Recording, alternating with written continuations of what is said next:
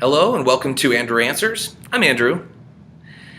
If there's one question that I get this year, especially at the beginning, is what can I do this year differently to help myself save for retirement? What's a new financial thing that I can get on board with and help myself save? Well, I could certainly refer you to your local financial advisor, which if you don't have one, you probably want to take a look at. But for those who don't have enough money for a financial advisor, there's a really easy bit of advice that you can find that's simply a phone call away. The elderly. We all have grandparents, or at least connect with people who are of an older generation who, guess what? They've lived through it all already, and they're going to have the best advice, the real life advice that you're probably looking for. So I'm going to take a few tips from an article I read recently that will hopefully help you a bit. First, enjoy what you do. And I know I've said this before, but if you're going to be working 40 hours a week for a half a century at a job that you make money doing and then pay bills and save with, well, you got to enjoy what you're doing. So find that job that you love.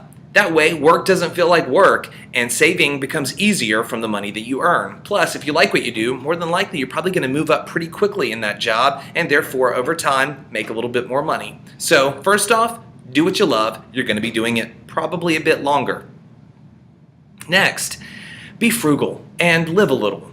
So it's important to save, but it doesn't mean that you can't have a good time doing it. So for those of you who are especially living in debt a little bit more so than they used to, be sure that you're paying those bills, but also save a little bit money to the side to enjoy yourself. Now, this doesn't mean necessarily sacrificing what you're already doing. However, if you're enjoying your happy hours a little too much, like every Friday, sometimes Thursday, and the occasional Wednesday, you might want to kind of trim it down a little bit.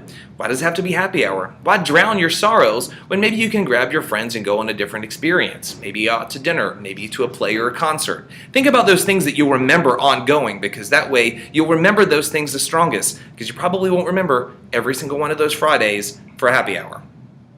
Next, stop worrying about the things you can't control. Instead, you can actually control the things that you worry about. So continue to make savings while you're paying your debts. Make those minimum payments, get yourself out of debt, but even if you can only put 2 or 3% away out of your paycheck, it's better than doing nothing, and then you don't have to worry about it any longer.